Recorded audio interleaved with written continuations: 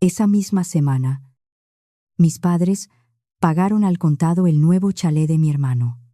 Juraron que estaban demasiado arruinados para salvar a mi hija que se estaba muriendo. Nunca fue realmente de la familia. Dijo mi madre sobre Noelia. Sobre mi pequeña de 6 años.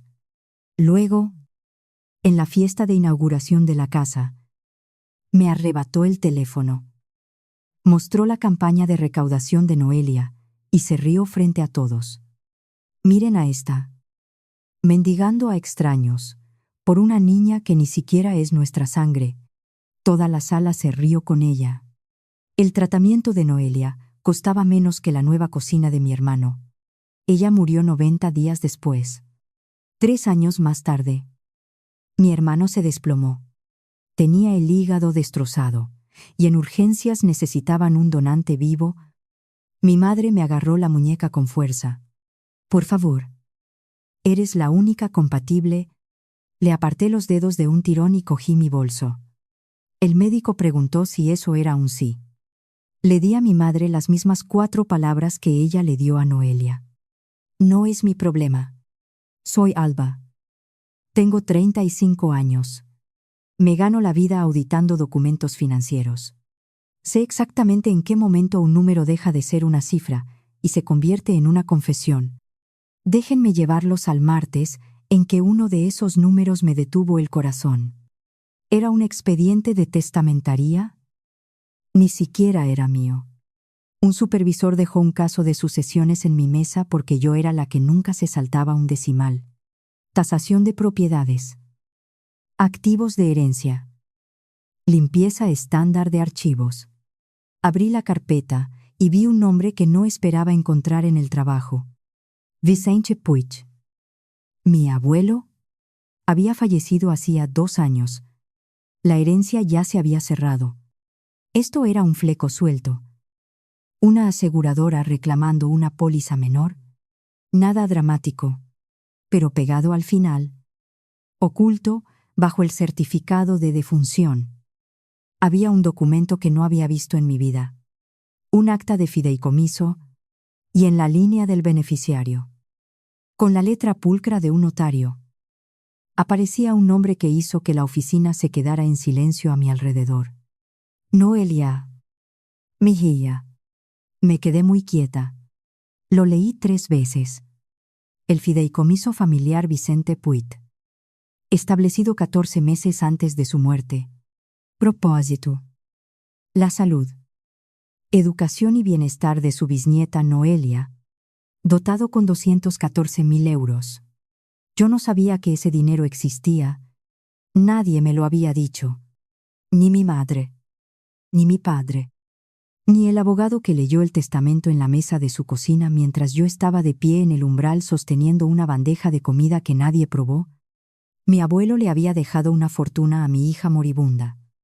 Y el año en que ella se estaba apagando, yo le supliqué a extraños por internet 200 euros cada vez. Quiero que se queden con eso un segundo. Porque yo no pude. Cerré la carpeta. Le dije a mi supervisor que me sentía mal. Lo cual era cierto. Y conduje hasta casa con las manos temblando al volante. No lloré. He notado eso en mí misma. ¿Cuánto peor es la situación? Más silenciosa me vuelvo. Noelia solía decir que yo tenía cara de pensar. Me acariciaba la mejilla y me decía que no me preocupara tanto. Tenía 6 años y me consolaba a mí. Esa noche saqué la caja del armario. La caja de Noelia. Sus pulseras del hospital. Un mechón de pelo del color de la arena mojada. Un dibujo que hizo con ceras en la planta de oncología. Una casa con una puerta amarilla muy grande y 2 figuras de palitos. Yo en la ventana. Las 2, sonriendo. Le puso por título. Con letras cuidadosas. Para cuando me ponga buena. Nos dibujó una casa porque vivíamos de alquiler en un piso de 40 metros sobre una lavandería. Ella quería una puerta amarilla. Pegué ese dibujo de nuevo en mi nevera, donde había estado durante 3 años, y me hice una promesa que aún no entendía del todo. Iba a descubrir qué había pasado con el dinero de mi abuelo. Si esta historia ya les pesa en el pecho, denle a me gusta y suscríbanse.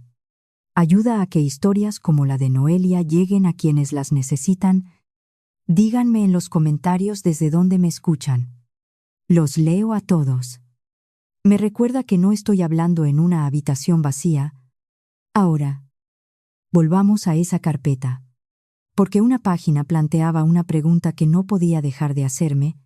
Si mi abuelo financió un fideicomiso para Noelia y Noelia nunca vio un céntimo, ¿a dónde fueron a parar 214.000 euros? Yo sabía cómo responder a eso. Es literalmente mi trabajo. Déjenme decirles quién es mi familia para que entiendan a qué me enfrentaba. Mis padres son Elena y Ramón. En nuestro barrio de toda la vida, son la pareja que todos llaman gente de bien. Ramón tuvo un negocio de climatización durante 30 años. Elena dirigía la familia. Y por la familia, me refiero a mi hermano Hugo. Hugo era el hijo que llevaba el apellido. Todo se doblegaba ante él. Cuando destrozó un coche a los 19, le compraron otro. Cuando perdía un trabajo, siempre era culpa de otro. Era encantador, ruidoso. El tipo que invitaba a una ronda y luego se olvidaba la cartera. Mis padres lo miraban y veían a un rey. Me miraban a mí y veían la factura. Yo fui el accidente que resultó útil. La callada. La que arreglaba las cosas. Y Noelia. Noelia fue el accidente que nunca perdonaron. Me quedé embarazada a los 26 de un hombre llamado Dani. Un techador de manos nobles y sin pedigrí. Mis padres me dijeron que no era de nuestra clase. Dani murió en una caída en una obra antes de que Noelia diera su primer paso. La crié sola. Mi madre vino al hospital cuando nació Noelia. La miró durante unos 4 segundos y dijo: «Bueno, es tuya». Esa fue toda la bienvenida. Es tuya. Durante 6 años, mi madre les enviaba dinero por sus cumpleaños a los hijos de Hugo y olvidaba el nombre de Noelia en Navidad. Me decía a mí misma que no importaba. Noelia me tenía a mí. Teníamos nuestras rutinas, nuestras bromas, nuestros sueños de puertas amarillas. Éramos una familia de 2, y con eso bastaba. Entonces Noelia empezó a cansarse de una forma que el sueño no reparaba. Luego aparecieron los hematomas que no podía explicar. Luego una palabra que todavía no puedo decir sin que se me tense la mandíbula. Leucemia. Leucemia linfoblástica aguda, de la que se mueve rápido en cuerpos pequeños. Luchamos durante 8 meses. Quimioterapia. Remisión. Recaída. Y entonces, en febrero de aquel año, su oncólogo me sentó y me dijo que el camino estándar se había terminado. Había una opción más. Un ensayo clínico en una clínica privada de Navarra, una inmunoterapia experimental con resultados reales en niños exactamente como Noelia, no lo cubría la seguridad social. El coste total era de 178.000 euros. Yo ganaba 30.000 euros al año. Tenía 9.000 en ahorros y una hija a la que se le acababa el tiempo. Así que hice lo que juré que nunca haría.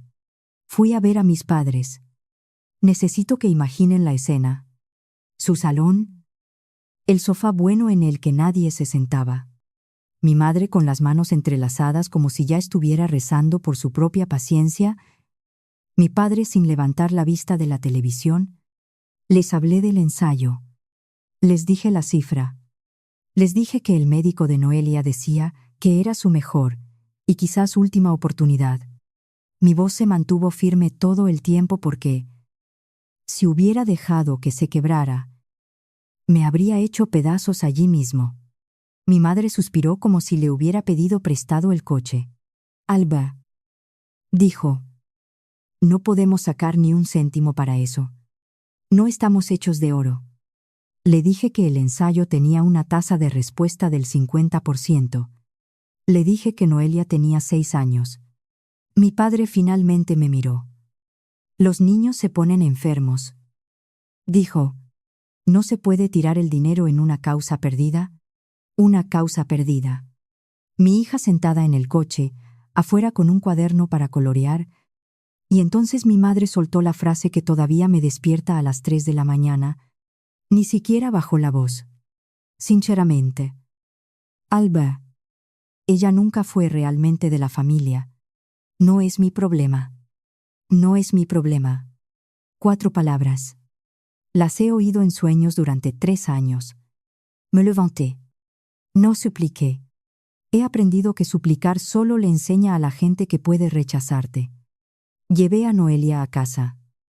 Le hice macarrones con queso y abrí una colecta por internet esa misma noche porque me había quedado sin familia a la que preguntar. Aquí viene la parte que me revuelve el estómago todavía hoy. Esa misma semana, exactamente la misma semana, mis padres pagaron al contado un chalet de 4 dormitorios para Hugo. Un regalo de inauguración. Lo llamaron. Porque Hugo y Marta estaban empezando su familia. Por lo visto, la familia era algo que se podía comprar en efectivo mientras tu nieta moría a 40 kilómetros de distancia. Dieron una fiesta e invitaron a todo el mundo. Casi no voy. Pero Hugo me llamó y dijo que mamá quería que toda la familia estuviera allí. Y alguna parte de mí, agotada y esperanzada, pensó que tal vez, si me veían, si veían lo delgada que estaba Noelia, cambiarían de opinión. Llevé a Noelia. Llevaba su vestido favorito y un gorro de punto porque ya no tenía pelo. Ya saben cómo terminó aquello. Mi madre encontró mi teléfono abierto en la página de la recaudación, lo levantó en medio de aquella cocina reluciente, con encimeras de granito que habían pagado a tocateja, y anunció a una sala llena de tíos y primos, que yo estaba mendigando a extraños por una niña que ni siquiera era de la familia. La sala se rió. Alguien dijo, «¡Hey! Elena, ¿qué cosas tienes?» Alguien más rellenó una copa de vino. Noelia me tiró de la manga y preguntó por qué la abuela estaba enfadada. Le dije que la abuela no estaba enfadada. «Cariño, vamos a ir a por un helado». Y nos fuimos. 90 días después. Noelia murió en una cama de cuidados paliativos con su dibujo de la puerta amarilla pegado a la barandilla. Me preguntó si todavía podríamos tener la casa algún día.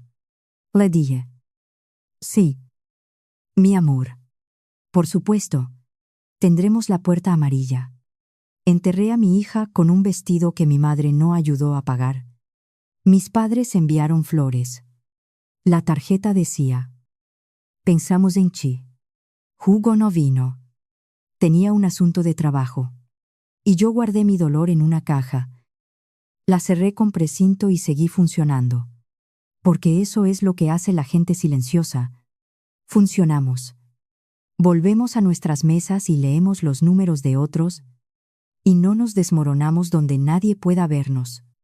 Hasta que una carpeta perdida puso el nombre de mi abuelo frente a mí, y un fideicomiso del que nunca había oído hablar. Y una pregunta que yo era la única capaz de responder. 214.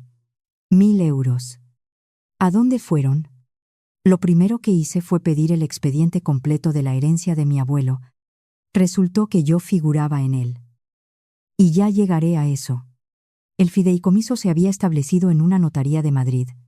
Mi madre, Elena, figuraba como la administradora, la persona legalmente responsable de gestionar ese dinero para el beneficio de Noelia y solo para el beneficio de Noelia. Mi madre controlaba el dinero que mi abuelo reservó para salvar a mi hija. Me senté en mi coche en el aparcamiento de la oficina y me obligué a respirar. Sé cómo funcionan los fideicomisos. Sé lo que un administrador puede y no puede hacer. Un administrador no es el dueño, es un guardián. Gastar el dinero del fideicomiso en cualquier cosa que no sea el beneficiario. Como por ejemplo, un chalet para el hijo de otra persona. Tiene un nombre. Se llama administración desleal. Y no es una zona gris. Es una línea roja y dura con un tribunal al otro lado. Pero aún no tenía las cifras. Tenía una sospecha y una herida. Así que hice lo que mejor sé hacer. Solicité un estado de cuentas completo. Cada depósito. Cada retirada. Cada fecha. La gestoría me dijo que tardaría unas semanas. También me dijeron algo que lo cambió todo. Casi como un comentario sin importancia mientras grapaban mis formularios, mi abuelo no solo había nombrado a mi madre como administradora, había nombrado a una sustituta, alguien que se hiciera cargo si la primera fallaba en sus deberes, a mí, Vicente Puig, que solía darle a Noelia un caramelo de menta y llamarla pajarillo. Me había nombrado a mí como respaldo. Había confiado en que su hija haría lo correcto. Y había confiado en que yo la atraparía si no lo hacía. Llegué a casa y miré la puerta amarilla en mi nevera durante mucho tiempo. El abuelo sabía. En algún nivel sabía lo que eran. Y construyó una puerta por la que yo pudiera pasar. Ahora solo tenía que encontrar la llave. Y las llaves, en mi experiencia, están hechas de fechas. El estado de cuentas llegó un jueves en un sobre normal. Hice un café que no bebí y extendí las páginas sobre la mesa de la cocina. Bajo la puerta amarilla, leí cada línea como lo leo todo. Despacio. 2 veces. Sin confiar en nada. El fideicomiso se abrió con 214.000 euros. Durante casi 2 años, estuvo allí quieto, creciendo un poco. Entonces, una línea, una fecha, y el suelo se hundió bajo mis pies. 9 de marzo. Una única retirada. 186.000 euros. El dinero salió del fideicomiso de Noelia hacia una cuenta que no reconocí. El concepto estaba en blanco. El saldo restante era de 28.000 euros. 9 de marzo. Yo conocía esa semana. La sentía en mi cuerpo. Esa fue la semana en que me senté en el sofá bueno y escuché a mi madre decir: no podemos sacar ni un céntimo. Esa fue la semana en que el oncólogo de Noelia esperaba un depósito que nunca llegó. Abrí mi portátil. El registro de la propiedad es público. Consultar una escritura es algo que podría hacer dormida. Calle del Tomillar. El Jalaye Hugo. Precio de compra. Pagado en su totalidad. Sin hipoteca. Fecha de inscripción. 11 de marzo. 2 días después de que el dinero saliera de la cuenta de mi hija, puse el extracto del fideicomiso junto a la nota simple de la casa e hice las cuentas en voz alta. Sola en mi cocina, porque alguien tenía que decirlo. 186.000 fuera del fideicomiso el día 9. Un chalet comprado al contado el día 11. La cifra no solo era parecida. Cubría la compra y los gastos de notaría y registro casi al euro. No solo se negaron a ayudar a mi hija, cogieron el dinero que mi abuelo dejó para salvarla y se lo gastaron en encimeras de granito para mi hermano. El tratamiento costaba 178.000. Tenían 186.000. Tenían suficiente para salvarla y les sobraban 8.000 euros. Y lo usaron para dar una fiesta donde se burlaron de mí. No grité. Ya les dije que cuanto peor es todo, más silenciosa me vuelvo. Me quedé allí sentada hasta que el café se enfrió y cambió la luz. Sosteniendo el dibujo de Noelia en una mano y un extracto bancario en la otra, y entendí finalmente que era mi familia. Luego me levanté y busqué una abogada. Se llamaba Paula Gradi y llevaba casos de herencias y litigios en un despacho cerca de los juzgados de Plaza de Castilla. Tenía el pelo canoso y una forma de escuchar sin interrumpir que me dio confianza de inmediato. Se lo expuse todo. El fideicomiso. La cláusula de sustitución. El 9 de marzo. El 11 de marzo. La escritura. Leyó durante mucho tiempo. Cuando terminó, se quitó las gafas.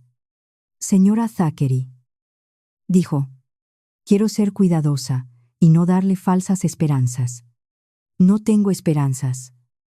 Tía, yo tengo fechas.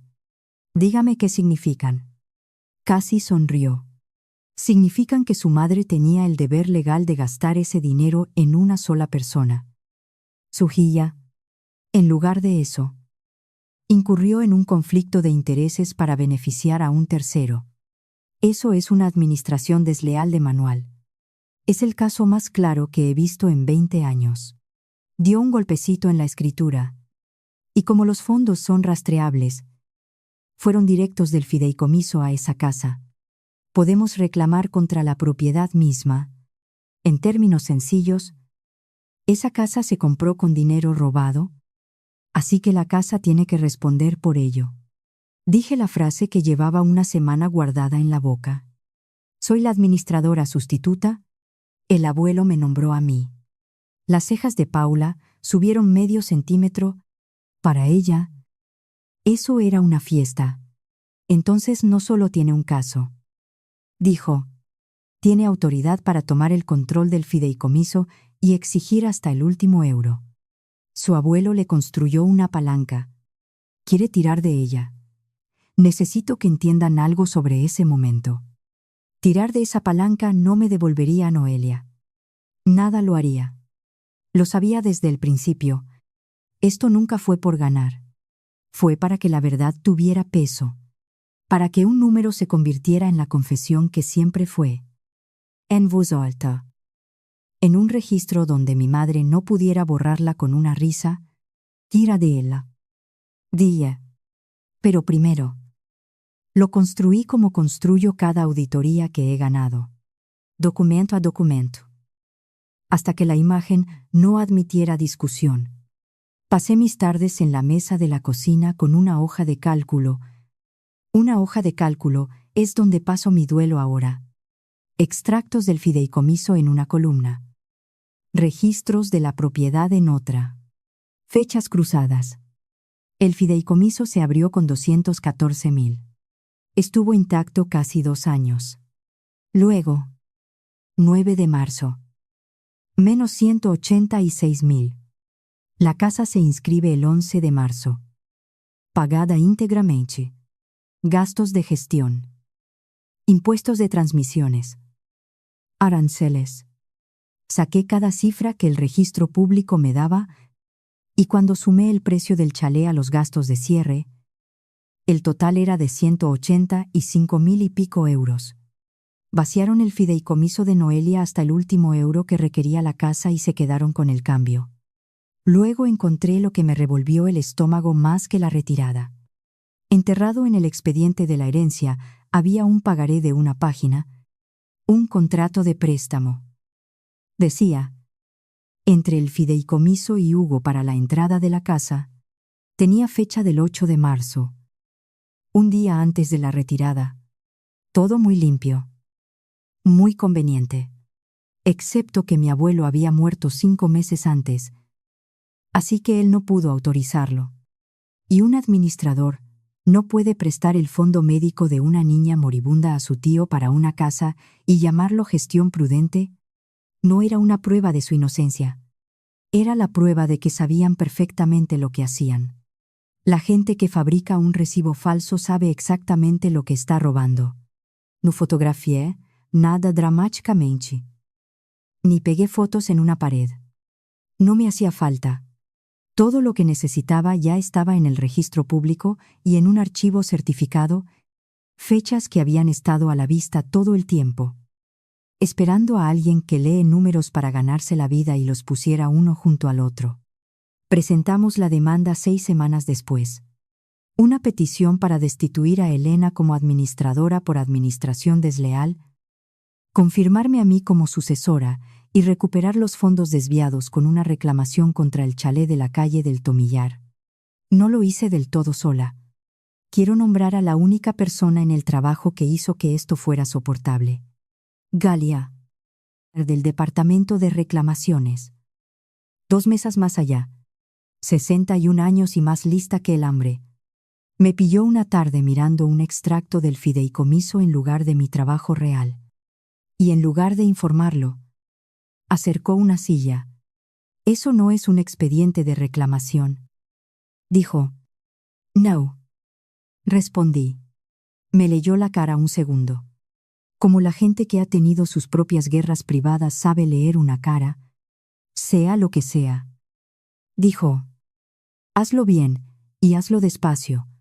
Y deja que yo me encargue de tu mesa cuando lleguen las fechas de los juicios. No necesito la historia. Solo necesito que ganes. Y cada vez que tenía una vista, mis archivos estaban misteriosamente al día cuando volvía. Ninguna de las dos dijo nunca una palabra sobre el tema. Así es como se ve la ayuda real. Silenciosa. Sin público. Lo opuesto a todo lo que mi familia hizo jamás. Y aquí es donde quiero que presten atención. Porque a partir de este punto, había dos historias corriendo al mismo tiempo.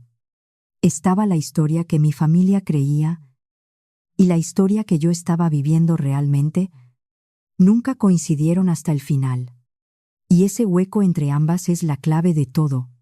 La historia de mi familia era esta: la pobre Alba, inestable por el dolor, había presentado una demanda sin sentido, y el abogado de la familia la aplastaría, y todo desaparecería. Mi historia era esta: yo ya había ganado.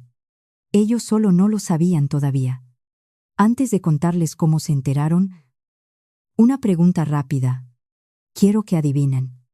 Cuando el abogado de mis padres finalmente respondió a la demanda, ¿qué creen que alegaron sobre los 186.000 euros que faltaban? Escriban su teoría en los comentarios antes de que se lo diga. Les prometo que es peor de lo que imaginan. Su respuesta llegó en una carta 3 semanas después. La leí de pie junto a mi buzón.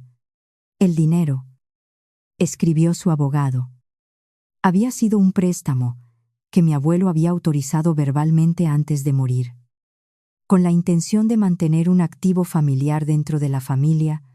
Además, argumentaron que la verdadera intención del fideicomiso siempre había sido beneficiar a la familia en su conjunto, y que mi interpretación era una distorsión oportunista de una pariente distanciada. Una pariente distanciada. Eso era yo ahora. No la madre de la niña que el fideicomiso nombraba una oportunista. Y luego, la parte que realmente me asustó.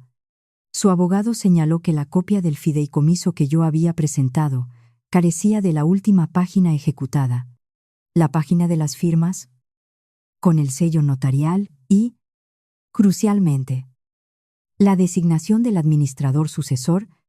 Sin esa página, argumentaban que mi autoridad como sucesora no estaba establecida y que toda la petición debía ser desestimada. Se me heló la sangre en la entrada de casa porque tenían razón en una cosa. En la copia del expediente de la herencia faltaba la última página. Alguien la había arrancado. Quiero ser sincera con ustedes sobre este tramo, porque fue el momento más bajo que tuve antes del final. Durante unas 2 semanas, creí que podía perder. No porque estuviera equivocada. Nunca estuve equivocada. Sino porque la única hoja de papel que probaba que mi abuelo me eligió a mí no aparecía. Y la gente que la habría arrancado era la misma gente que vació el fideicomiso de una niña moribunda sin pestañear. Me quedaba despierta haciendo lo que el dolor hace por la noche, que es susurrarte que le has fallado por segunda vez. Una vez cuando no pudiste salvarla. Y otra ahora, cuando no puedes ni siquiera hacer que su memoria signifique algo. Entonces, ¿recordé algo? El abuelo no confiaba fácilmente, y no confiaba en la mesa de la cocina de mi madre. Había usado una notaría de prestigio, y las notarías guardan los originales. El notario que redactó el fideicomiso se había jubilado, pero el despacho no había desaparecido. Se había fusionado. Llamé al nuevo despacho un lunes por la mañana, con el corazón martilleando. Di el nombre del fideicomiso. La fecha. El nombre de mi abuelo.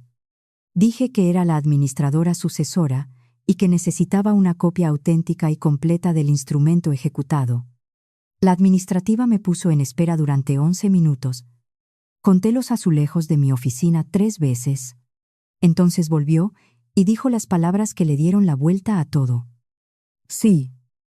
Señora, tenemos el original debidamente firmado y guardado en el archivo, protocolizado, con todas las páginas, incluida la designación de sucesor. Hizo una pausa. Nombra a Alba Thackeray. ¿Es usted soy yo? Dije. Y tuve que sentarme. Arrancaron la última página de mi copia. No contaron con el archivo notarial.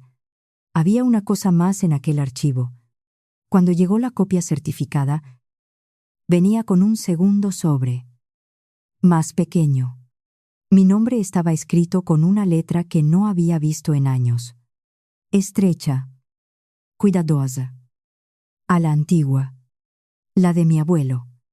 La secretaria dijo que él lo había dejado con las instrucciones del fideicomiso para ser entregado a la sucesora, pero solo si la sucesora alguna vez tenía que actuar, solo si él lo hubiera sabido, en algún lugar silencioso de su interior. Vicente Puig había conocido a su hija, y me había construido una puerta y me había dejado una nota pegada al otro lado. Me senté en mi coche y la abrí. Su letra temblaba hacia el final de las líneas. Como hace la de un hombre enfermo. Alba, decía, si estás leyendo esto, es que ha pasado lo que temía. Y siento no estar ahí para ayudarte a cargarlo. Nombré a tu madre como administradora, porque eso es lo que se supone que uno debe hacer. Y te nombré a ti después de ella porque te he observado toda tu vida. Y eres la única en esta familia que nunca ha cogido lo que no era suyo. Noelia es lo mejor que cualquiera de nosotros ha hecho nunca. Protégela. ¿Y si ya han hecho lo que creo que podrían hacer? Entonces protege al siguiente niño. Y al siguiente. El dinero solo es una herramienta. Tú siempre entendiste eso mejor que la gente que tenía más. Estoy orgulloso de ti. Siempre lo he estado. El abuelo. Leí aquello 4 veces en aquel aparcamiento. Quisiera decirles que mantuve la compostura. No fue así. Esa fue la única vez en toda esta historia que me derrumbé por completo.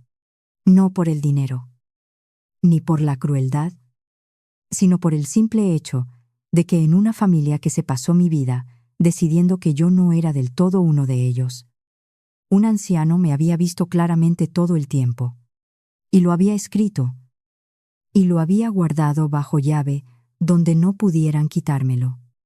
Luego doblé la carta y la guardé en mi bolso. La llevé conmigo desde aquel día. Estaba en mi bolso en el hospital. Es la razón por la que cogí ese bolso cuando me puse de pie. Cuando Paula presentó el original certificado, el argumento de la autoridad no establecida murió en el acto. Yo era la administradora sucesora. Confirmado. Sellado y fuera de toda duda. Y en el momento en que eso sucedió, la historia que mi familia se contaba empezó a desmoronarse a una velocidad que nunca vieron venir. Porque ahora no solo tenía una reclamación, tenía el control. Pero mis padres seguían sin entender lo que estaba pasando, y en ese hueco, ese hermoso y terrible hueco, es donde mi hermano empezó a caer. La versión de los hechos de Hugo. La que contaba en los bares y a cualquiera que escuchara. Era que su hermana se había vuelto loca por el dolor y que venía a por el dinero de la familia. Él creía genuinamente que la casa era suya porque mamá y papá se la habían dado. Punto. La idea de que se hubiera comprado con el fondo médico de su sobrina muerta no entraba en su cabeza porque nadie en esa familia le había obligado a mirar una consecuencia en su vida. Sé todo esto por Marta, la mujer de Hugo. Marta me llamó un martes por la noche. Casi no respondo porque la última vez que hablamos de verdad fue en el funeral de Noelia, al que asistió sola mientras Hugo tenía su asunto de trabajo. Su voz era pequeña. Alba, dijo, tengo que preguntarte algo, y necesito que me digas la verdad. Porque él no lo hará. Esperé. Esta demanda. Dijo. La casa. Hugo dice que solo está sufriendo, y que está siendo cruel. Pero encontré los papeles en su coche. El fideicomiso tenía el nombre de Noelia. Se le cortó la respiración. Alba, ¿ese dinero? Era para Noelia. Miré la puerta amarilla en mi nevera, hasta el último céntimo. Die. Era para su tratamiento. Se lo gastaron en tu cocina la semana que ella se estaba muriendo. No estoy siendo cruel.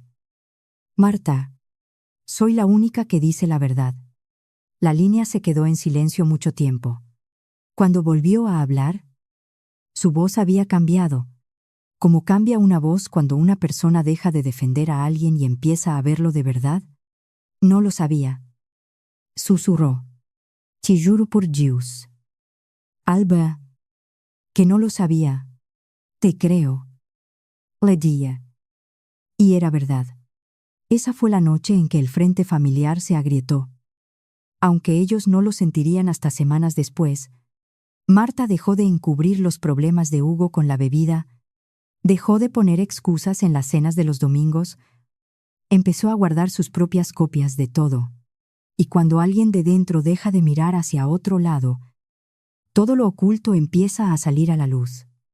Mis padres no sintieron nada de eso. Paula les entregó la demanda un sábado.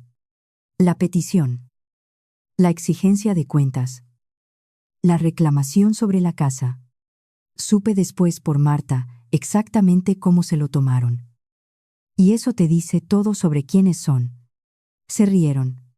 Estaban en la cocina de Hugo con los papeles sobre la encimera y lo trataron como un chiste. Mi padre dijo: finalmente ha perdido la cabeza. Mi madre dijo que su abogado haría que lo desestimaran para el verano.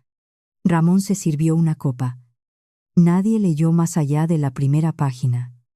Nadie pensó que una mujer callada y afligida, que se dedica a leer documentos financieros, podría haber pasado un año construyendo algo de lo que no podrían burlarse. Ese es el regalo que te da la arrogancia cuando luchas contra ella. Estaban tan seguros de que yo era inofensiva que nunca miraron lo que tenía en las manos. Confundieron el silencio con debilidad. La gente lo hace. Es el error más útil que alguien puede cometer sobre ti. Así que mientras ellos reían en aquella cocina, Paula y yo íbamos 3 movimientos por delante. Y cada movimiento ya estaba en papel, fechado y certificado. Ellos pensaban que estaban viendo un berrinche. Estaban viendo cómo se vertían los cimientos bajo sus pies. Mi madre me llamó una semana después. La primera vez en más de un año. No preguntó cómo estaba. Fue directa a la herida, porque esa es la única herramienta que ha tenido siempre. ¿Tu abuelo?, dijo. Estaría avergonzado de ti. Arrastrando a esta familia por los tribunales por dinero. Por una niña que ya no está. Noelia estaría avergonzada de ti. Sujeté el teléfono con firmeza. No se atreva. Día. No diga su nombre. Nunca fue realmente de la familia. Alba. Y por lo visto, tú tampoco. Ahí estaba otra vez. De la familia.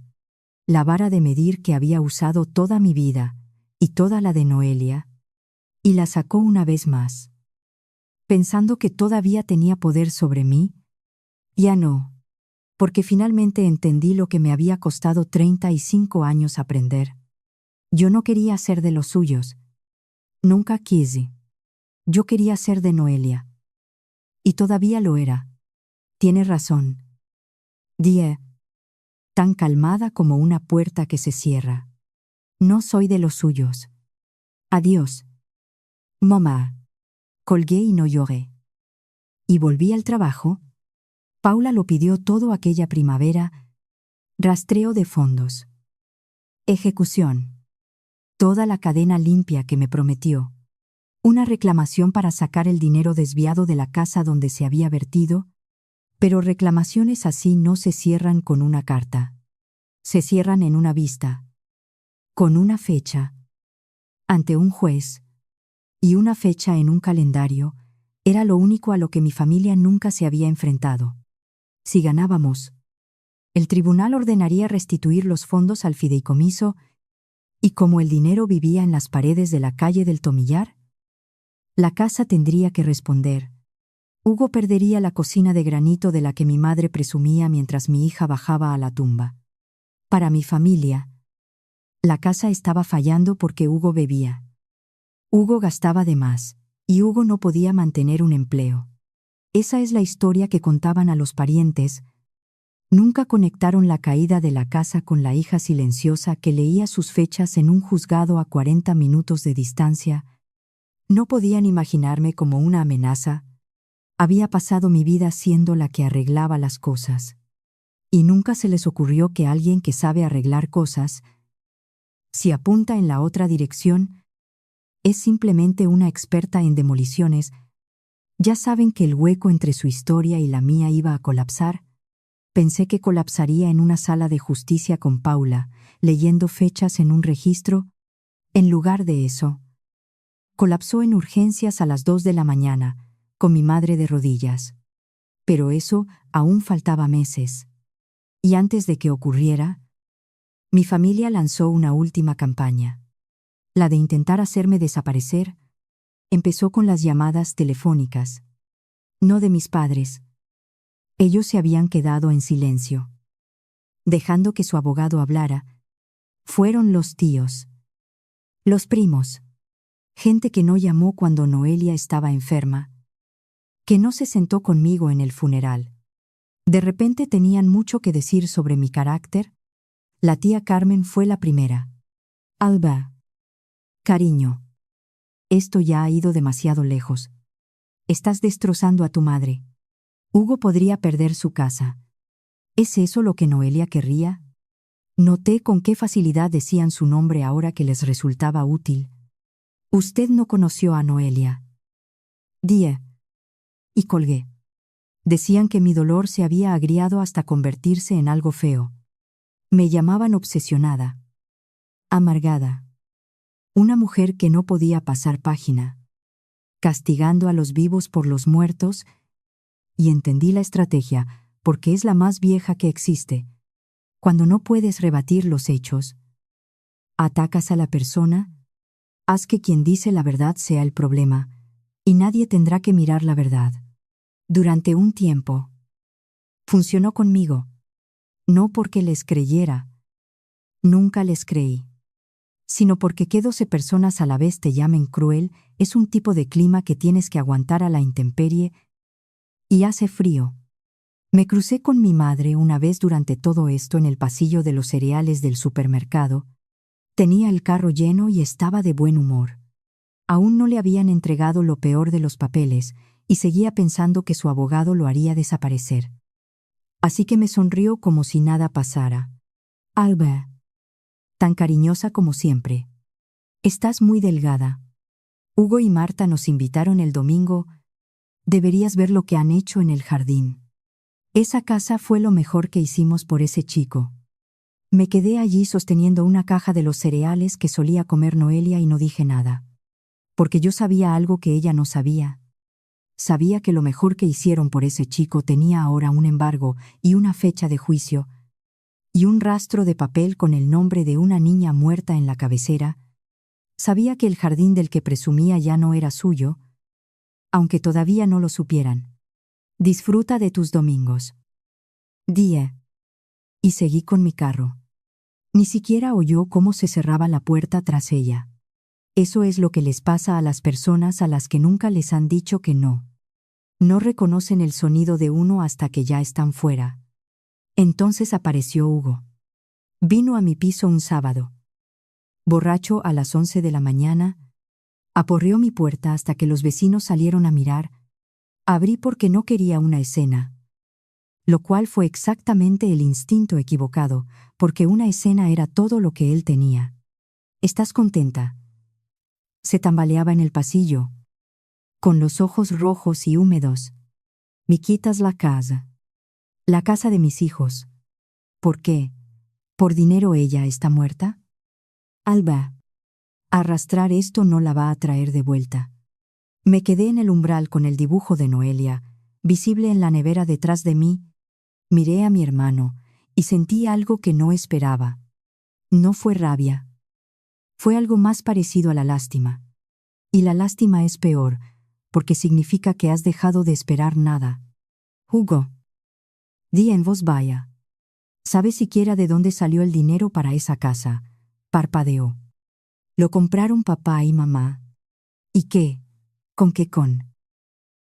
No sé. ¿Con su dinero? ¿Qué más da? Hizo un gesto con la mano. ¿A quién le importa? A Noelia le importaba. Die. Era suyo. El abuelo lo dejó para su tratamiento y ellos se lo gastaron en tus encimeras. Eso es lo que voy a recuperar.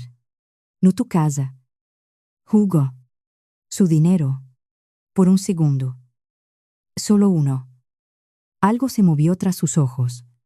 Una puerta abriéndose a una habitación en la que nunca se había permitido entrar, luego la cerró de un portazo. Como le habían enseñado toda su vida. Mientes, dijo. Pero su voz no se lo creía. Eres una mentirosa y una psicópata. Siempre lo has sido. Se fue. Cerré la puerta. Y quiero decirles que me mantuve firme, pero me deslicé por la pared y me senté en el suelo de la cocina durante 1 hora. Porque hay una soledad muy específica en ser la única persona cuerda en una familia que ha decidido que tú eres la loca. No es locura, es estar en minoría. Y no es lo mismo. Por mucho que sean ellos, los que tienen el teléfono en la mano, lo siguiente fue una emboscada. La tía Carmen me invitó a hablar tranquilamente tomando un café en su casa, y entré para encontrarme a 6 de ellos dispuestos en el salón como un jurado. Mi madre no estaba. Había enviado a sus representantes una intervención, excepto que el adicto al que se habían reunido para curar era yo, y mi adicción era la verdad. Se turnaron. El tío Paco dijo que estaba dejando que los abogados destrozaran lo que la familia construyó. Una prima lloró por lo estresada que estaba mi madre. Por cómo no dormía. La tía Carmen seguía rellenando un café que yo no tocaba. Diciendo, solo queremos que vuelva la antigua Alba. Los dejé terminar porque he aprendido que no sirve de nada hablar hasta que la gente ha vaciado el discurso que ha ensayado en el coche. La antigua Alba, dije finalmente, dejó que esta familia le enseñara a su hija que no valía la pena ser amada, y les dio las gracias por la lección. Esa Alba se ha ido. ¿Deberían alegrarse? Ella habría firmado cualquier cosa que le pusieran delante. Entonces la más mayor de todos, mi tía abuela Pura, que tiene 86 años, y no actúa para nadie. Dijo la única cosa honesta que alguien de esa familia dijo en todo el proceso. Miró al resto y dijo, no le falta razón. Ya saben que Elena se quedó con el dinero de esa criatura. Todos lo sabíamos, y todos miramos hacia otro lado. La sala se quedó en silencio. Pura me miró con cansancio. Lo siento. Cariño. Fuimos unos cobardes. Eso es todo. Nadie le respondió porque no había respuesta. Le di las gracias a Pura, y me fui. Y quiero que se queden con ella. Porque en una familia, llena de gente eligiendo la mentira cómoda, una mujer anciana eligió la verdad dura en voz alta. ¿Y solo le costó la aprobación de los demás? Que ya no le servía de nada.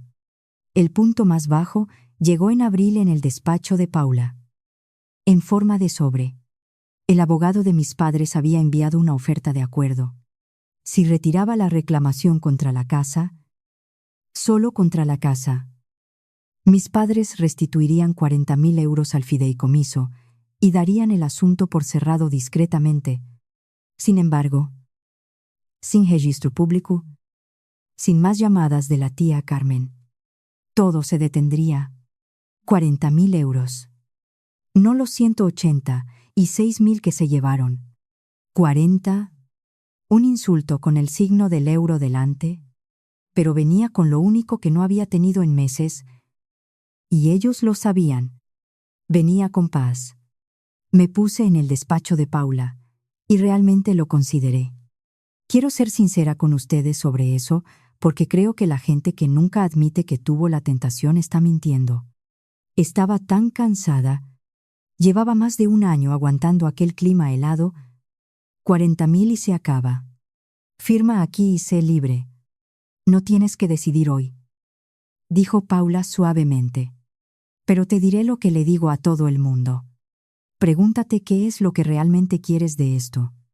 Si es paz, acéptalo. Eso no es debilidad. Si es algo más, debes saber que ese algo más tiene un coste y no termina cuando ganas. Conduje a casa. Me senté bajo la puerta amarilla. Quité el dibujo de Noelia de la nevera y lo sostuve, como lo había sostenido el día que encontré el fideicomiso, y me obligué a recordar la última conversación real que mi hija y yo tuvimos. Estaba en la cama de cuidados paliativos, pequeña, tan pequeña. Miró aquel dibujo pegado a la barandilla y me preguntó, con la voz de una niña, que todavía creía que su madre podía arreglarlo todo: «Mami, todavía podremos tener la casa algún día, la de la puerta amarilla». Y yo dije, «Sí, mi amor, por supuesto, tendremos la puerta amarilla». Le había hecho a mi hija moribunda una promesa que no podía cumplir sobre una casa que nunca tendríamos, porque el dinero que la habría mantenido viva lo suficiente para querer 100 casas, más estaba vertiendo hormigón bajo los pies de mi hermano. No pude darle a Noelia su casa. Esa puerta desapareció el día que ella se fue.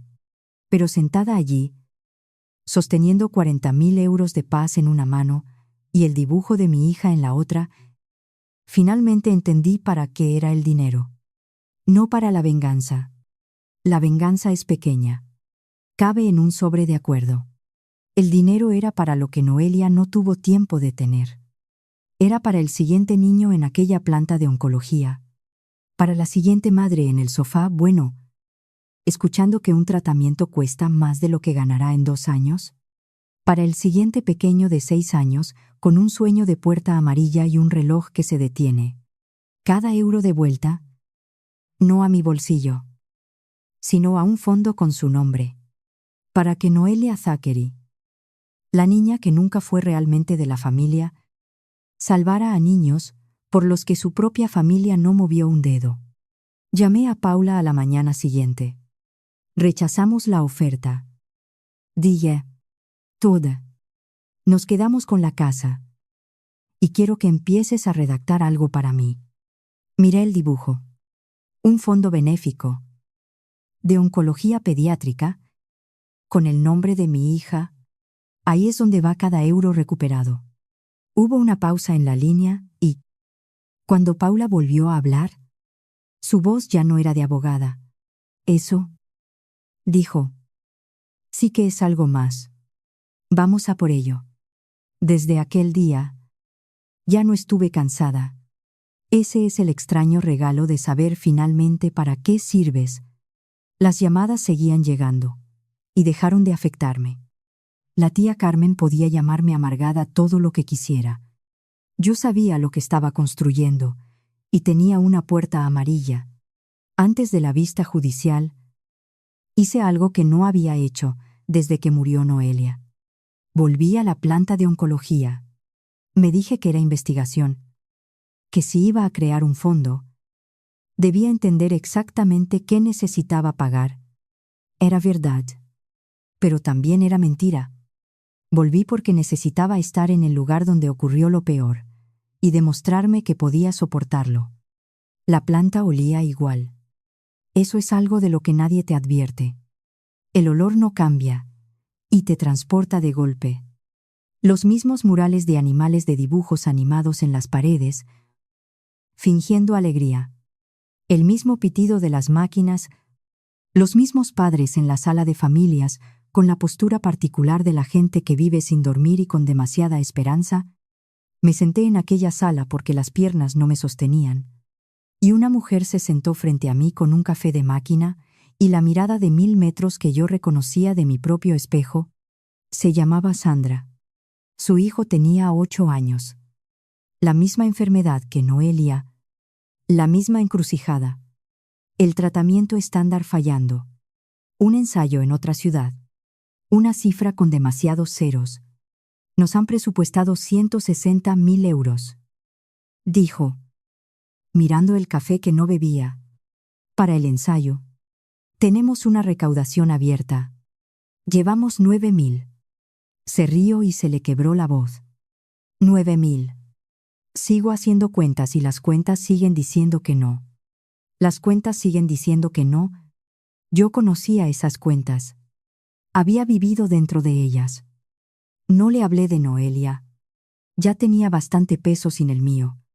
Pero le pedí el nombre de su hijo y el de su campaña. Y los anoté. ¿Puedo preguntar a qué te dedicas?, dijo ella, buscando cualquier cosa que no fueran las matemáticas. Parece que sabes de dinero. Leo documentos financieros. Die. Encuentro el número que dice la verdad. Casi sonrió. Debe de ser agradable tener un trabajo donde la verdad está en una página a veces. Die. Es lo peor del mundo. Y me quedé con ella mientras su café se enfriaba. Igual que el mío se había enfriado en mi cocina un año antes. 2 mujeres, a cada lado de la misma aritmética terrible. Una de ellas ya al otro lado, y sin poder decirlo todavía. Y entendí finalmente y por completo, ¿para qué era el dinero? No para castigar a mi madre. Mi madre se castigaría sola para siempre en la moneda de un hijo conectado a una máquina. El dinero era para Sandra. Para su hijo. Para la siguiente madre, en esta exacta silla. Haciendo la exacta cuenta. Escuchando el exacto no. Para que una de ellas, algún día, pudiera escuchar un sí, con el nombre de mi hija unido a él. Eso es lo que llevé a la sala del tribunal. No un rencor, sino un plano. La vista fue en junio, en una pequeña sala de juzgado con mala luz fluorescente y un reloj que sonaba lo suficiente para oírse. Mis padres vinieron con sus ropas de ir a misa, flanqueados por un abogado que cobraba más por hora de lo que costaba el ensayo de Noelia por día. ¿Se veían seguros? Parecían gente que nunca había perdido el control de una situación. Quiero contarles cómo se ve realmente ganar. Porque no es como en las películas. No hubo gritos. Paula no agitó un documento sobre su cabeza. Simplemente se levantó y expuso las fechas. El 9 de marzo. Dijo. La administradora retiró 186.000 euros de un fideicomiso cuya única beneficiaria era una niña de 6 años en tratamiento activo contra el cáncer. El 11 de marzo. Esa misma suma compró una vivienda al contado para el hijo de la administradora. La beneficiaria no recibió nada. La beneficiaria murió aquel mayo. Una pausa. El tiempo justo. El instrumento del fideicomiso está aquí. Certificado por el archivo de la notaría. Nombra a la niña. Nombra a la administradora sucesora. Mi cliente. No hay ambigüedad. Señoría, solo hay una fecha. Una cantidad de dinero y una casa. El abogado de mis padres se levantó y defendió la palabra préstamo. Argumentó la autorización verbal de un muerto. Argumentó la intención familiar. Y vi la cara del juez hacer lo que había esperado 3 años ver, la paciencia educada de alguien que ya ha tomado una decisión y está dejando que el acta se complete. Letrado, dijo el juez. Cuando terminó. Su cliente tenía dinero en custodia para una niña moribunda y se lo gastó en una casa para otro. ¿Hay alguna versión de esos hechos que no sea una administración desleal, porque yo no la escucho? El abogado no tenía nada. No había nada que tener. Yo lo sabía desde un jueves en mi cocina. Pero saberlo y escuchar a un juez decirlo en voz alta son 2 pesos distintos. Y el segundo es el que finalmente me dejó respirar. El tribunal destituyó a mi madre como administradora, me confirmó a mí como sucesora, ordenó restituir los fondos desviados y estableció el derecho sobre la calle del Tomillar. Con el desahucio a seguir, si la herencia no podía pagar de otra forma, cosa que no podía. El dinero de mi abuelo volvía a casa y seguiría viniendo, euro a euro, a un fondo con el nombre de mi hija. Mi madre se giró para mirarme mientras salíamos. Su cara no mostraba arrepentimiento. Nunca lo hizo. Era algo peor. Era la mirada de una mujer recalculando, buscando el siguiente ángulo, la siguiente palanca, la siguiente forma de hacerme la villana de una historia donde un juez acababa de nombrar al villano en voz alta. «Te arrepentirás de esto», dijo en voz baja al pasar. «Cuando necesites familia. No habrá nadie. Nunca he tenido a nadie. Día. Solo que finalmente he dejado de pagar el alquiler de la mentira después de la vista. No fui a casa. Conduje al cementerio. No voy tan a menudo como la gente piensa que debería. Para mí, Noelia no está en esa tierra.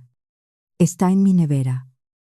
En una canción que le gustaba, en la forma específica en que todavía corto los sándwiches en triángulos por costumbre, pero ese día necesitaba estar ante la pequeña piedra con su nombre y las dos fechas demasiado juntas, y necesitaba decirlo en voz alta a la única persona para quien todo esto tenía sentido. Ya está. Pequeña. Día. La hierba estaba húmeda. Se oía el zumbido de una cortadora de césped a lo lejos. Te dijeron que no. Así que he hecho que eso signifique algo. El dinero del abuelo vuelve. Y va a llevar tu nombre. Y va a comprarle a otro niño lo que tú no tuviste. Mi voz se mantuvo firme. Casi del todo. No pude darte la puerta amarilla. Lo siento. Lo intenté con todas mis fuerzas y no pude, pero encontré la puerta que dejó el abuelo y pasé por ella. Y ahora la mantengo abierta para el siguiente.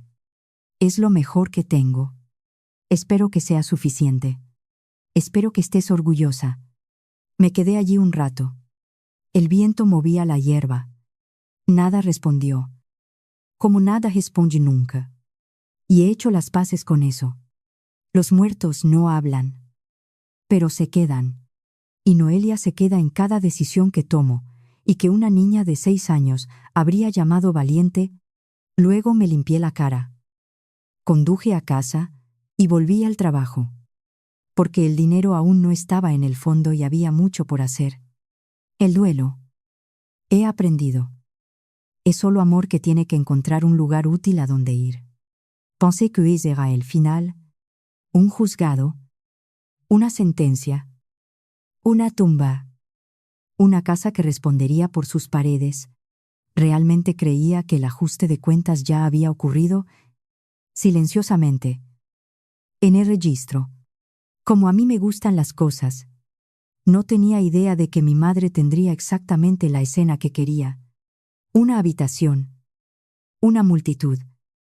Una hija rechazando a la familia. Y que eso la destruiría a ella. La semana después de la sentencia, Paula y yo nos sentamos con la oficina de la Fundación del Hospital Infantil y lo hicimos realidad sobre el papel. El fondo Noelia.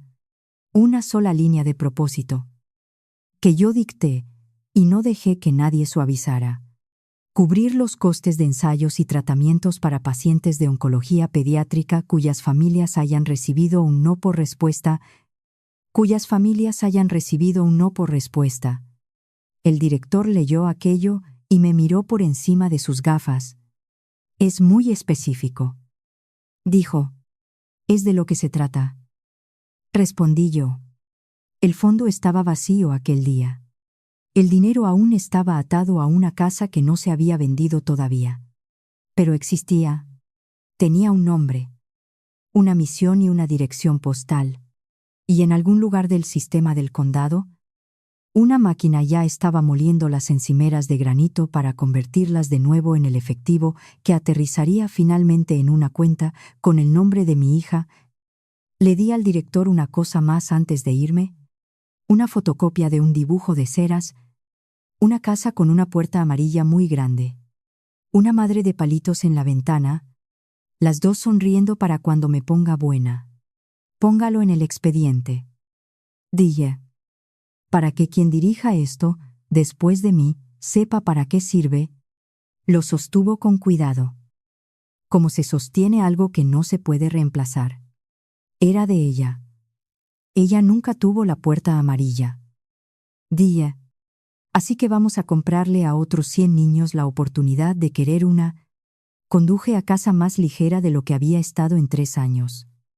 El dinero aún no había vuelto. Mi hermano seguía en pie. Seguía bebiendo. Seguía siendo el niño de oro de una familia que no había sentido el suelo moverse bajo sus pies. Pero yo había convertido lo peor que me había pasado en una puerta por la que otros podían pasar. Y ningún veredicto. Ninguna sentencia. Ningún sobre de dinero negro había logrado eso. Lo había hecho yo. En silencio. Como lo hago todo. Marta fue la que hizo posible el final. Aunque ninguna de las dos lo sabía todavía, dejó a Hugo en mayo, metió a los niños en la habitación de invitados de su hermana y presentó los papeles del divorcio un lunes. Pero antes de irse, hizo algo que requirió más valor que marcharse. Quedó conmigo para tomar un café en un bar de carretera, de esos donde eliges estar cuando no quieres que te vean. Parecía mayor que la última vez. El matrimonio con un hombre como Hugo envejece en años de perro. Necesito decir esto en voz alta a alguien. Dijo, dando vueltas a su taza, durante 2 años. Me dije que el dinero era solo la familia siendo familia. Hugo decía que sus padres nos compraron la casa. Y dejé que esa fuera toda la respuesta porque era más fácil que la verdadera. Dejó de mover la taza. Luego presentaste la demanda. Leí lo del fideicomiso y vi el nombre de una niña pequeña en él. No pude dejar de verlo. He estado durmiendo en un matrimonio comprado con el dinero del cáncer de tu hija. Alba. Les hice el desayuno a mis hijos en esa cocina cada mañana durante 2 años.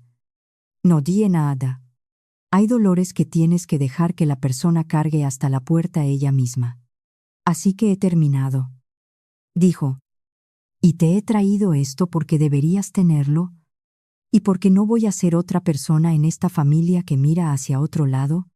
Deslizó una carpeta por la mesa, copias que había hecho del coche de Hugo y de la casa antes de irse, extractos bancarios, un hilo de mensajes.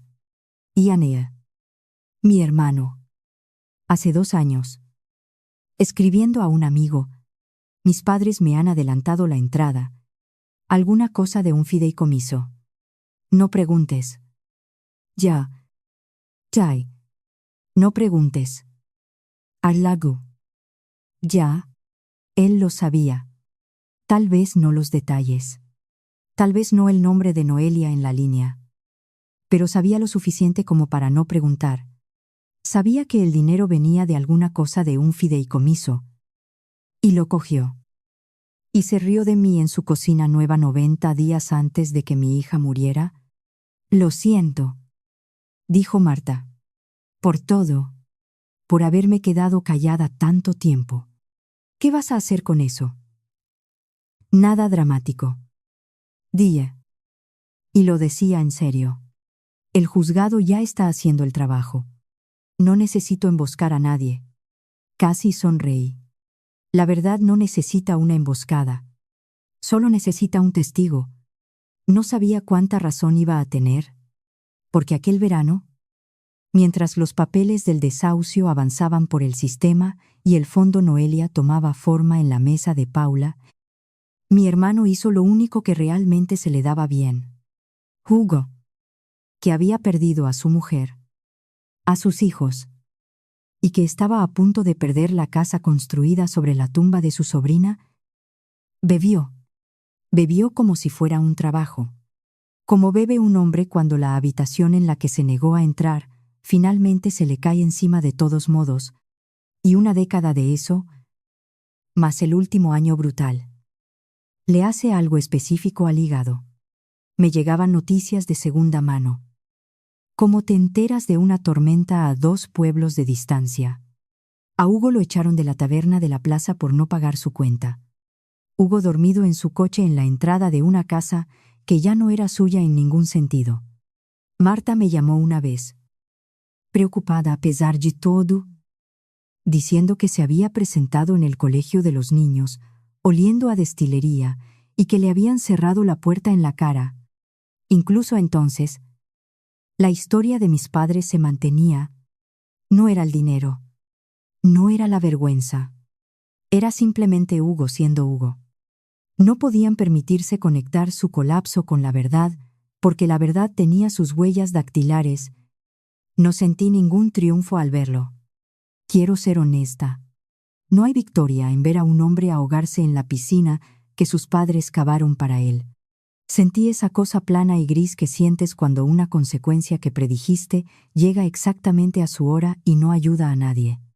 La llamada llegó a las 2 de la mañana de un martes de julio. Número desconocido. Casi dejo que suene hasta el final. Era mi madre. No me llamaba desde el día que le dije que no nombrara a Noelia. Su voz era algo que nunca le había oído. Despojada. Rota. Sin ninguna vara de medir. Alba. Es Hugo. Oh. Dios mío. Alba. Dicen que su hígado. Dicen que necesita. Tienes que venir. Tienes que venir al hospital. Por favor. Por favor.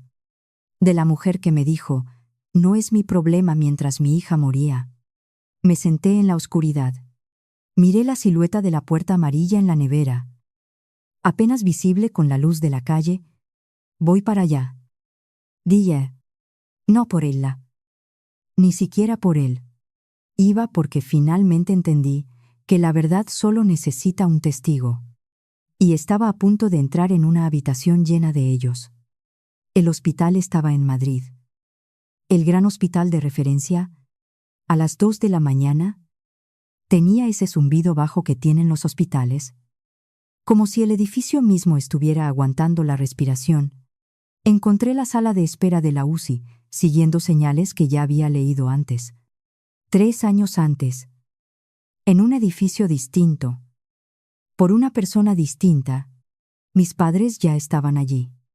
Mi padre sentado en una silla de plástico, más pequeño de lo que recordaba, mirándose las manos. Mi madre estaba de pie junto a la ventana, de espaldas a la puerta. Cuando se giró y me vio, su cara hizo algo complicado. Alivio y cálculo. Mezclados como siempre. «¿Has venido?», dijo. «¿Llamaste?». Respondí. «¿Qué dicen los médicos?». Me lo contó a trozos. Y mi padre llenó los huecos. Tardaron un rato porque ninguno de los dos entendía las palabras que repetían, pero yo he leído suficientes expedientes médicos para traducir. El hígado de Hugo había fallado. No estaba fallando. Había fallado. Años de alcohol lo habían cicatrizado sin remedio, y el último año brutal había inclinado el declive hacia el colapso. La palabra que los médicos usaban era descompensación. Su cuerpo se estaba envenenando porque el órgano que filtra el veneno se había rendido. Estaba estable por ahora con las máquinas. Pero estable era una palabra que aguantaba mucho peso en aquella habitación. Luego vino la espera, que es el verdadero trabajo de una noche de hospital. Nos sentamos bajo la luz fluorescente. Mi padre no hablaba. Mi madre, sin embargo, no podía quedarse quieta dentro de un silencio. Así que lo llenaba. Y al llenarlo, me mostró exactamente quién seguía siendo. Primero, estaba asustada. Y eso era real. Durante unos 20 minutos, casi me hablando. Luego se aburrió de estar asustada y echó mano de las viejas herramientas. Empezó a narrar una versión de la historia en la que ella siempre había estado ahí para sus hijos. Les dimos todo. Les dijo a las máquinas expendedoras. Nadie puede decir que no les cuidamos. Yo no di nada. Cuando dejas de darle a alguien sus frases en el guión, su actuación empieza a tambalearse porque están acostumbrados a tener un compañero de escena. Así a las 3. Vino una enfermera, y mi madre se transformó en un segundo. Manos entrelazadas. Barbilla temblorosa. Por favor. Es mi niño el que está ahí dentro. La enfermera se fue, y la barbilla dejó de temblar en cuanto se cerró la puerta. Había visto ese interruptor activarse toda mi vida. Solo que nunca lo había visto desde fuera, frío y claro. Como una grabación. Mi teléfono vibró. La tía Carmen. De todas las personas, ya despierta. Ya enviando mensajes. Dicen que Hugo necesita un donante. Tienes que ayudarle. Alba, no dejes que tu dolor te convierta en un monstruo. Eran las 2:40 de la mañana y la maquinaria ya estaba en marcha antes de que un solo médico hubiera pronunciado la palabra. Mientras ellos orbitaban a mi alrededor, yo me fui a un lugar donde no podían seguirme. Pensé en la última vez que me senté en un hospital toda la noche, en una silla exactamente igual a esa, escuchando una máquina distinta mantener a otra persona con vida. La línea de oxígeno de Noelia hacía un sonido como el mar. Había contado sus respiraciones hasta que los números se borraron, y nadie, ni mi madre, ni mi padre, ni la tía Carmen, se sentaron en la silla a mi lado. Ni una noche, ni una hora. Había pasado cada noche de hospital de la vida de mi hija sola, y sentada allí, a las 3 de la mañana, haciendo las cuentas como siempre hago, entendí algo con total claridad. Las personas que me pedían que me entregara por Hugo nunca habían dedicado 5 minutos a Noelia. Lo que fuera que le debiera a esta familia, ya lo había pagado sola en una silla, contando respiraciones. La cuenta estaba cerrada. Llevaba cerrada 3 años. Ellos simplemente no habían recibido el extracto todavía. Esa fue la decisión que tomé antes de que un médico dijera la palabra trasplante, no por despecho, por aritmética. Hacia las 4 de la mañana, la doctora salió a hablar con nosotros. Era joven. Sin prisa. Con la calma de la gente que da malas noticias para ganarse la vida. Se sentó para estar a nuestra altura. Que es como sabes que la cosa es seria. El hígado del paciente no se va a recuperar por sí solo. Dijo. El único tratamiento definitivo es un trasplante. Mi madre soltó un quejido. Mi padre dijo. Pues que le den uno. Pagaremos lo que haga falta. Vi a la doctora absorber aquello. El reflejo automático de una familia que siempre creyó que el dinero podía comprar el final que querían. Fue amable al respecto. ¿No es una cuestión de pagar? Dijo. Hay una lista de espera nacional, y es larga. Se mueve por prioridad médica. Algunos pacientes esperan mucho tiempo. Algunos pacientes no tienen mucho tiempo. Dejó que aquello reposara. Hay otro camino. Una parte de un hígado puede venir de un donante vivo. El hígado se regenera. Si un familiar sano y compatible estuviera dispuesto y pudiera donar, eso puede ocurrir mucho más rápido que la lista. La sala cambió. Sentí el cambio. Cada cabeza giró lentamente como las flores buscando el sol. Y el sol era yo. Un familiar. Repitió mi madre. Un pariente de sangre suele ser el punto de partida para la compatibilidad. Dijo la doctora. Haríamos pruebas de tipo de sangre. Salud. Una evaluación completa. No hay obligación para nadie. Es un regalo siempre. Nunca un requisito. Nunca un requisito. Me gustó que lo dijera. Aunque no creo que nadie más en aquella sala la oyera. La salud de mi padre le descalificaba para donar nada desde hacía años. Corazón delicado. 2 stands. Mi madre tenía 64 años con su propia lista de pastillas. Marta ya no estaba, y Marta nunca fue de sangre. Hugo no tenía hijos mayores de edad. Eso dejaba a un único pariente de sangre adulto y sano en toda la familia. Yo vi a mi madre hacer la aritmética que yo ya había hecho. Y la vi aterrizar en la respuesta, Vi cómo se ponía en marcha la vieja maquinaria tras sus ojos. La maquinaria que se había pasado 35 años decidiendo para qué servía yo. Alba, dijo. Y su voz ya había cambiado, volviéndose suave y urgente. Eres su hermana. Eres la única que puede. No respondí. Me giré hacia la doctora. ¿Cuánto dura una evaluación? Pregunté. ¿De principio a fin? Días y nos movemos rápido. Dijo. Pero quiero ser clara con toda la familia. Esto solo funciona si el donante está plenamente dispuesto. No presionamos nunca. Si detecto cualquier coacción, no seguiremos adelante. Esto tiene que ser un regalo libre o no ocurre. Lo entiendo. Dije. Gracias por explicarlo con tanta claridad. Ella se fue. Y la presión empezó antes de que la puerta terminara de cerrarse. Permítanme detener la escena ahí. Con la boca de mi madre, abriéndose. Porque quiero llevarlos atrás, solo un momento. En retazos. Tal como me vinieron a mí mientras estaba sentada en aquella silla de plástico, para que entiendan lo que realmente se me estaba pidiendo. No era sangre. Era algo más antiguo que la sangre. Recordé el sofá. Bueno, no podemos sacar ni un céntimo para eso. Recordé conducir a Noelia a casa y abrir mi portátil y redactar una súplica a extraños por mi propia hija. Y la decisión que tomé aquella noche que le rogaría al mundo entero antes de volver a rogarles a ellos, cumplí aquella promesa justo hasta que ellos me rogaron a mí. Recordé la planta de oncología un martes. Noelia conectada a una vía preguntándome por qué la abuela nunca venía a verla como las otras abuelas. Tenía 5 años.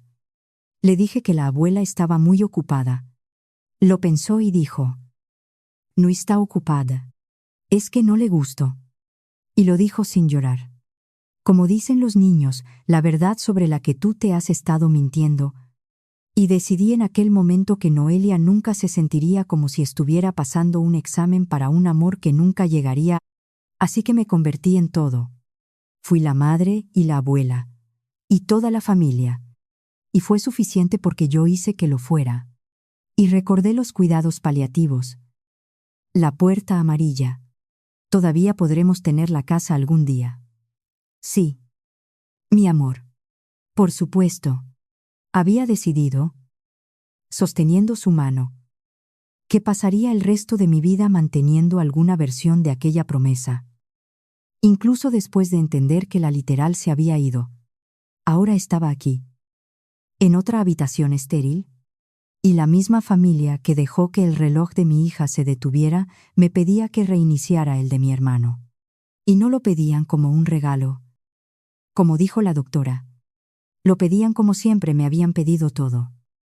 Como si se lo debiera. Como si ser útil fuera el alquiler que yo pagaba por existir.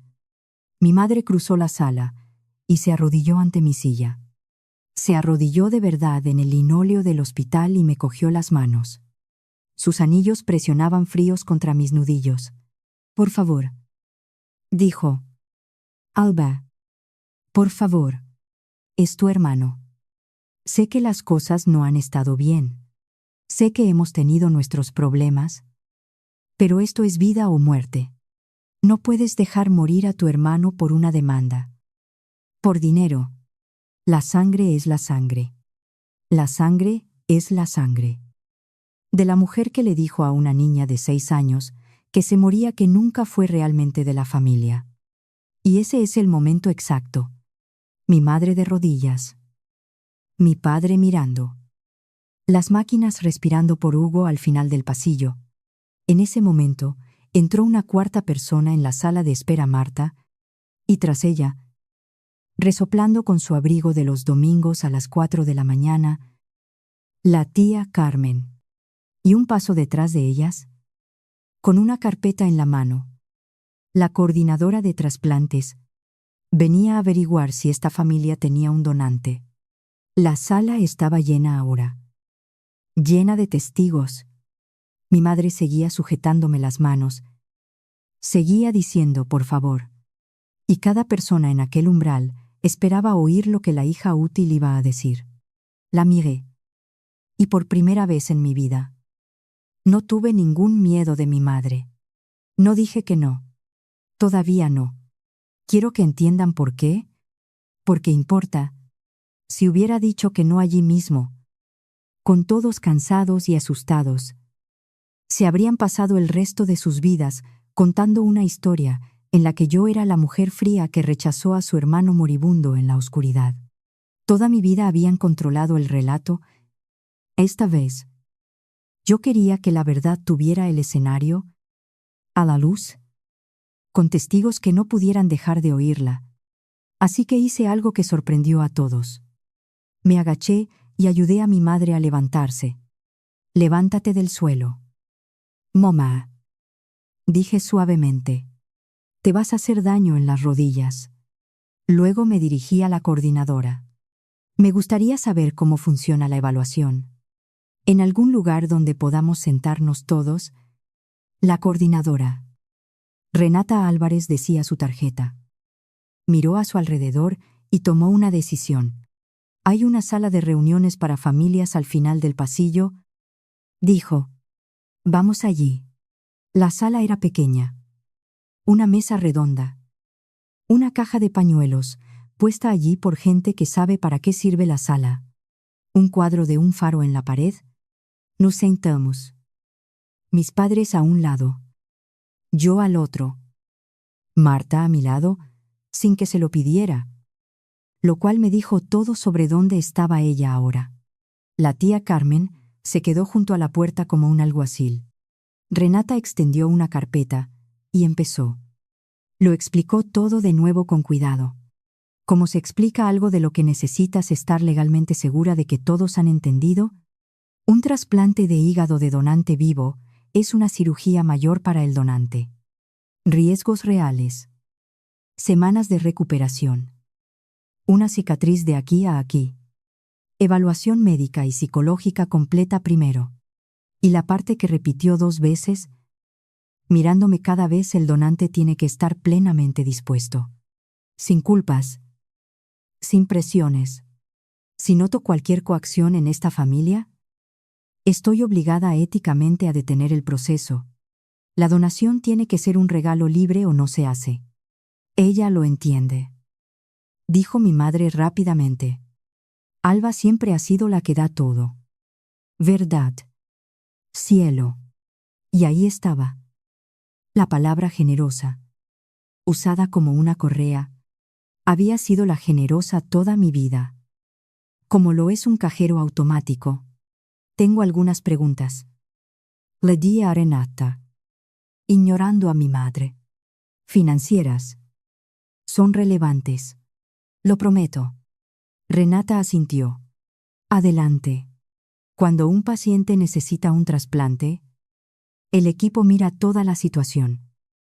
Verdad en torno en casa. Apoyo. Capacidad para recuperarse con seguridad.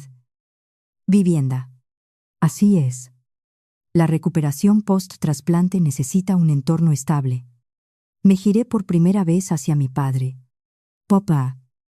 Dile a la coordinadora dónde se va a recuperar Hugo. Describe su entorno estable.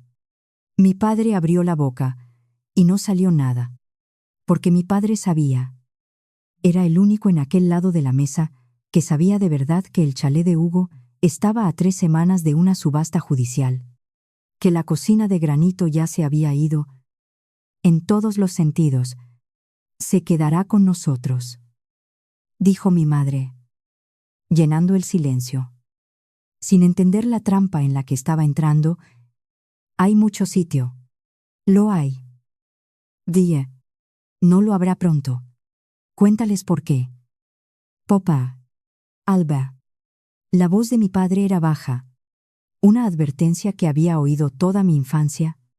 No es el momento. Es exactamente el momento. Dije, a todos en esta sala se nos va a pedir que salvemos la vida de Hugo. Creo que tenemos derecho a saber cómo perdió Hugo su casa primero. ¿No creen? La sala se quedó helada.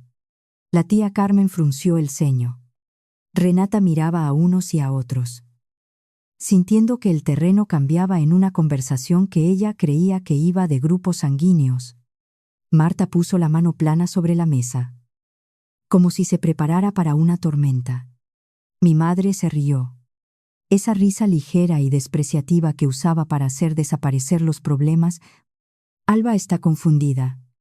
Hay una tonta disputa legal. ¿No es nada? Dramas familiares por la herencia de un anciano. La herencia del abuelo. Día. Hablemos de la herencia del abuelo. Y quiero ser clara sobre cómo hice esto porque no fue un grito. Ya les he dicho que cuanto peor es todo, más silenciosa me vuelvo. Lo expuse como expongo los números en el trabajo plano, con fechas, sin respuesta posible. Pero antes de darle a aquella sala la verdad, me obligué a mirar a mi hermano primero. Le pedí a Renata si podía verle solo un minuto antes de decidir nada. Dijo que sí. Y caminé por el pasillo hasta la habitación donde Hugo se estaba muriendo. Porque hiciera lo que hiciera, me debía a mí misma hacerlo con los ojos abiertos. No parecía Hugo. Su piel se había vuelto del color del papel viejo. Un amarillo profundo por un hígado que había dejado de limpiarle. Tubus. La marea lenta de un respirador. El hermano mayor y ruidoso que invitaba a una ronda, y se olvidaba la cartera, que se reía en una cocina de granito, que escribía. No preguntes. Ya. Cheguaban día. Reducido a un bulto bajo una sábana fina mantenido con vida por una máquina, me puse junto a su cama. No le odiaba. Aquello me sorprendió. Esperaba odio, y encontré solo una tristeza terrible y cansada. Porque estaba viendo lo que le pasa a una persona a la que nunca se le obliga a mirar una sola consecuencia, hasta que todas las consecuencias llegan al mismo tiempo. Tú lo sabías. Hugo. Di en voz baja. A un hombre que no podía oírme. No los detalles. Pero sabías lo suficiente para no preguntar. Y no puedo dar una parte de mi cuerpo a la gente que se gastó el dinero de su muerte comprando la tuya. Lo siento. No lo siento. No lo sé. Puse la mano en la barandilla de su cama un segundo. El mismo gesto que me di cuenta de que había hecho en una barandilla distinta en una habitación distinta 3 años antes, donde un dibujo de una puerta amarilla estaba pegado a la altura de los ojos de una niña. Luego, volví a la sala de reuniones para decir la verdad. Y mi madre. Dios la perdone. Todavía estaba segura de que iba a ganar. Todos estaban donde los dejé. Renata con su carpeta. Mis padres a su lado. Marta junto a mi silla vacía. La tía Carmen en la puerta. No me senté. Me quedé de pie en la cabecera de la mesa. Puse mi bolso delante de mí, y hice lo que mejor se me da en el mundo. Les di los números. Mi abuelo. Día. Dejó un fideicomiso. 214.000 euros para una sola persona. Su bisnieta Noelia. Para su tratamiento médico. El ceño de la tía Carmen se frunció. ¿Qué tiene que ver un viejo fideicomiso con? El 9 de marzo. Hace 3 años. Salieron 186.000 euros de ese fondo. Mantuve la voz plana. Como una empleada de banco leyendo un saldo. El 11 de marzo. Se compró una casa al contado. Esta casa. Señalé con la cabeza hacia el pasillo. Hacia la familia. El jale de Hugo. El que el juzgado está recuperando. Nunca se compró con el dinero de mis padres. Se compró con el de Noelia. Silencio. De ese que tiene temperatura. Eso es mentira. Dijo mi madre. Pero lo dijo demasiado rápido. Y todos en la sala oyeron la velocidad de la culpa. Me giré hacia Renata. Usted preguntó antes si había alguna coacción en esta familia. Quiero que esto conste en su informe. Mis padres me están pidiendo que done parte de mi cuerpo a mi hermano. Miré a mi madre. Hace 3 años, cuando mi hija necesitaba una fracción de ese mismo dinero para vivir, Me senté en su sofá y se lo pedí. Y mi madre me dijo. Dejé que aterrizara despacio. Nunca fue realmente de la familia. No es mi problema. La tía Carmen hizo un sonido ahogado. Había oído la segunda frase antes. Tal vez en alguna cena. Como una broma. No la estaba oyendo como una broma ahora. Te lo estás inventando, dijo mi madre. Ramón. Ramón. Dile que lo está retorciendo todo. Y aquí viene la ola que no planeé. Mi padre, que había estado encogido en aquella silla de plástico toda la noche. Se tapó la cara con las manos. Y no la defendió. No dijo una palabra. Lo cual, viniendo de un hombre que se había pasado 35 años respaldando cada crueldad de mi madre, fue la confesión más alta de la sala. Todos lo vieron. Todos entendieron que si fuera mentira, Ramón estaría gritando. Marta fue la siguiente. Sacó un papel doblado de su bolso y lo puso sobre la mesa. Alisándolo. Tengo el mensaje de Hugo. Dijo en voz baja. Para Renata. No para mí. De cuando compraron la casa. Escribió. Mis padres me han adelantado la entrada. ¿Alguna cosa de un fideicomiso? No preguntes. Su voz temblaba pero no se detuvo. ¿Alguna cosa de un fideicomiso? Era el dinero del cáncer de Noelia. Él sabía lo suficiente para no preguntar, y yo seguí casada con él 2 años más, y me avergüenzo de ello. Y es la verdad. Fue entonces cuando la tía Carmen se sentó. Simplemente buscó una silla y se dejó caer. La sobrina a la que había estado llamando por encargo de mi madre, la sobrina amargada y cruel, acababa de resultar ser la única que decía la verdad desde hacía 3 años. Así muere una mentira en una habitación. No de golpe. Una persona cada vez dejando de mirarla, y entonces mi padre habló. La primera frase completa que decía en toda la noche, no levantó la cabeza de sus manos, así que su voz salió ahogada y vieja. Casi no le entiendo. Nos dijimos que ella querría que se quedara en la familia. Dijo, a la mesa. A nadie. Tu madre dijo que Vicente habría entendido que Hugo lo necesitaba más. Al ser un hombre que empezaba, un largo suspiro. Firmé el pagaré. Dios me perdone. Sabía lo que hacíamos, y lo firmé de todos modos, porque era más fácil que decirle que no a tu madre. Finalmente, levantó la vista y tenía los ojos húmedos. Por un segundo vi toda la maquinaria de aquel matrimonio al desnudo. Un hombre que prefirió herir a su hija antes que decepcionar a su mujer durante 40 años. Era más fácil. Repetí. Sí. Siempre ha sido más fácil. Esa es toda la historia de esta familia. Papá, elegiste lo fácil sobre Noelia, y lo fácil tiene una factura, y acaba de llegar. Se tapó la cara otra vez. No discutió. No quedaba nada que discutir y todos en la sala lo sabían. Renata había dejado de tomar notas. Solo observaba ahora, como se observa una tormenta. Mi madre sintió que perdía el control y hizo lo único que sabía hacer. Rodeó la mesa y se puso de rodillas ante mí de nuevo. Ante todos ellos ahora. Y la oró. Y le doy el beneficio de la duda, las lágrimas parecían reales. La desesperación es real. Incluso en la gente que nunca ha sentido nada más. Alba. Gia. Por favor. Me equivoqué. Val. Me equivoqué con Noelia. Me equivoqué en todo. ¿Es eso lo que necesitas oír? Lo diré. Lo diré delante de todos. Me agarró las manos.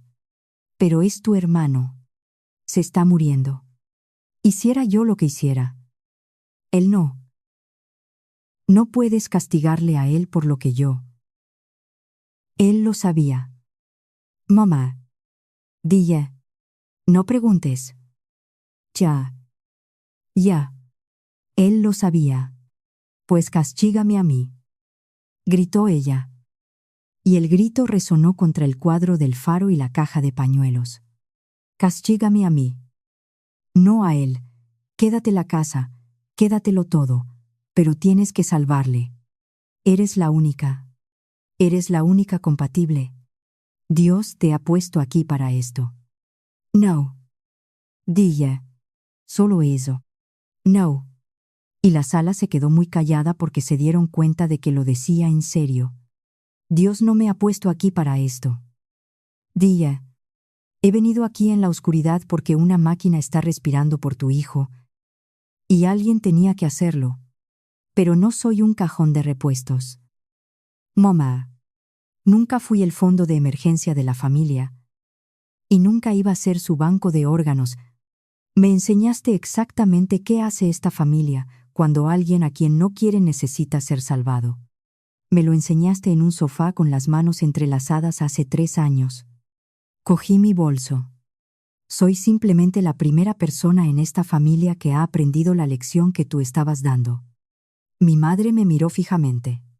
Entonces es que vas a... No pudo terminarlo. Renata sí pudo. La coordinadora haciendo su trabajo con suavidad, necesitando que quedara claro para el informe. Hizo la única pregunta que faltaba. Señora Thackeray. Para el registro.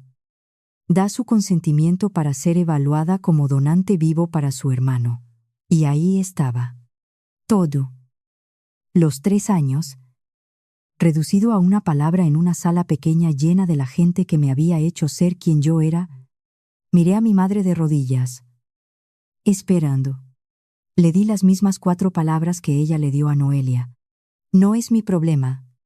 Luego a Renata. Es un no. Pónganlo en la lista. ¿En la de verdad? En la justa. ¿Donde espere como tuvo que esperar el hijo de cualquier otro? Donde esperó Noelia. Me colgué el bolso al hombro. Espero que consiga uno. Lo digo en serio. Espero que un extraño sea más amable con él de lo que su familia lo fue con mi hija.